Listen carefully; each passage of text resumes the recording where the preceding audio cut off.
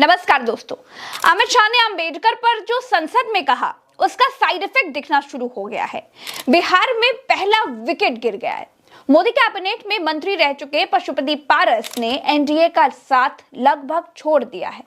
RLJP Bihar में NDA का पहला ऐसा दल है जो अमित शाह के खिलाफ खड़ा हो गया है। यहां तक कि पशुपति पारस ने अपने नाम के आगे से मोदी का परिवार भी हटा लिया है। अमित शाह की वजह से एनडीए का पहला विकेट गिर चुका है दोस्तों, और दूसरा विकेट नीतीश कुमार के रूप में गिरने के लिए पूरी तरह से तैयार है। अंबेडकर पर दिए गए बयान के बाद टूट रहे एनडीए को संभालने के लिए शाह ने नड्डा के घर पर दिल्ली में सुनहरी बाग में मोतीलाल नेहरू मार्ग पर एक बहुत बड़ी बैठक बुलाई। एनडीए के सारे मुख्यमंत्रियों को बुलाया गया, लेकिन नीतीश कुमार वहां नहीं आए। नीतीश कुमार ने बाबा साहेब के साथ और बाबा साहब की मुद्रा में फोटो खिंचवाकर यह संदेश दे दिया कि अंबेडकर कांड के बाद वो इसमें भाजपा के साथ नहीं है। इसी बीच दोस्तों, नीतीश कुमार ने एक पोस्टर जारी किया है जिसमें लिखा है कि जब बात बिहार की हो तो नाम सिर्फ नीतीश कुमार का हो। इससे पहले शाह ने आज तक के इंटरव्यू में कहा था कि बिहार का मुख्यमंत्री चुनाव के बाद संसदीय दल की बैठक में ही तय होगा।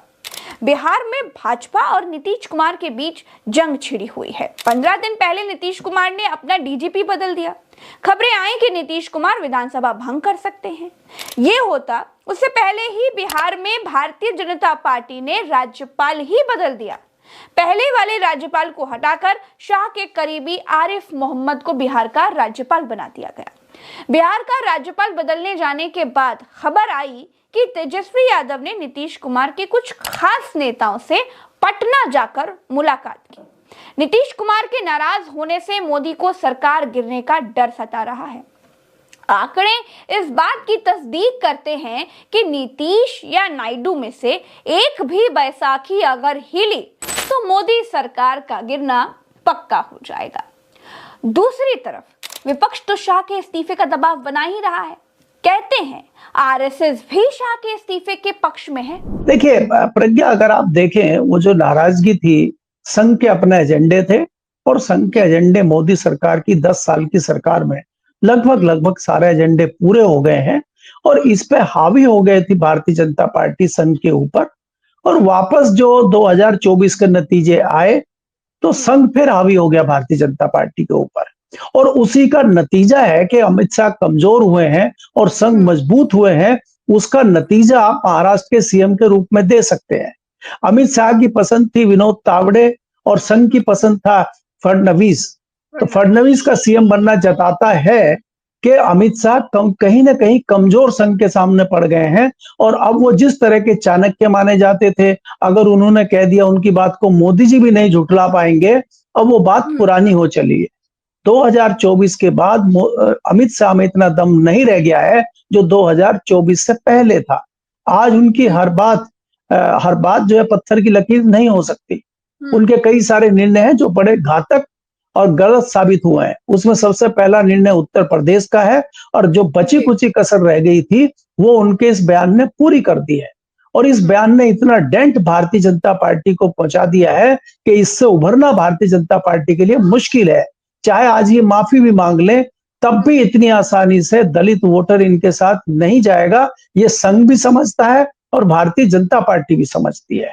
और अगर इनको सरवाइव करना है, पार्टी को ठीक रखना है, तो इनकी कुर्बानी लेनी ही होगी। इस तरह की चर्चाएं भारतीय जनता पार्टी और संघ में चल रही। दोस्तों, इतिहास में पहली बार गुजरात लॉबी परस्त बाबाओं ने मोहन भागवत के खिलाफ मोर्चा खोल दिया है। क्यों? क्योंकि मोहन भागवत ने गुजरात लॉबी के खिलाफ मोर्चा खोल दिया है।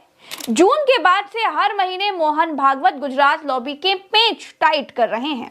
कुछ दिन पहले भागवत ने मोदी का नाम लिए बगैर कहा था कि इंसान सुपरमैन बनना चाहता है, फिर भगवान बनना चाहता है। फिर कहा कि मर्यादा का पालन करे, अहंकार ना करे। फिर कहा कि मणिकपुर जल रहा है, इस पर कौन ध्यान देगा। फिर कहा कि मुकाबला झूठ पर आधारित ना हो। फिर कहा कि जब तक जरूरत है आरक्षण जारी रहना चाहिए। इतने समय से गुजरात लॉबी खून का घूंट पी रही थी। अब मोहन भागवत ने यह कह दिया है कि मस्जिदों में मंदिर खोजकर कुछ लोग बड़े नेता बनना चाहते हैं। परंतु हर मस्जिद में शिवलिंग क्यों देखना? तो भाई वो भी एक पूजा है, ठीक है, बाहर से आई है, लेकिन जिन्होंने अपनाई है वो मुसलमान, वो बाहर से संबंध नहीं रखते, ये उनको भी समझना चाहिए। हिंदुओं का नेता बनने की चाहत में कुछ लोग मंदिरों के नीचे मस्जिद खोज रहे हैं। इतना कहना था, मोदी परस बाबाओं ने मोहन भागवत को ही खरी खोटी सुनानी शुरू कर दी। कहते हैं गुजरात लॉबी के इशारे पर यह सारा तमाशा शुरू किया गया है। मोदी के मित्र और जातिवादी बयानों में बड़े माहिर आचार्य रामभद्राचार्य जी ने कहा कि मोहन भागवत हमारे अनुशासक नहीं है। चक्रपाणी महाराज ने कहा कि मोहन भागवत पर जिहादियों का असर है या फिर उनकी उम्र हो गई है। दोस्तों, गुजरात लॉबी को यह समझ आ गया है कि अगर निरंकुश शासन करना है तो पहले नागपुर में तख्ता पलट करना होगा, और गुजरात लॉबी उसी मिशन पर आगे बढ़ रही है। वरना मोहन भागवत के नाम के आगे आदरणीय लगाए बिना जिन बाबाओं की हिम्मत बात करने की नहीं है, वो बाबा मोहन भागवत को जिहादी मानसिकता वाला बता रहे हैं। गुजरात लॉबी का किसी को डिफेम करने का सेट पैटर्न है, और वो सेट पैटर्न है पप्पू साबित करने का। वो सेट पैटर्न है हर चीज का जिम्मेदार नेहरू को बताने का। वो सेट पैटर्न है सोशल मीडिया से छवि धूमिल करने का। वही सेट पैटर्न मोहन भागवत के खिलाफ अपनाया जा रहा है, और इसीलिए इतने सारे बाबा लोग एक साथ मोहन भागवत के खिलाफ उतर आए हैं। अब देखना यह है कि पहले दिल्ली में तख्ता पलट होता है या फिर नागपुर में, बिहार में पहले खेला होता है या फिर दिल्ली में।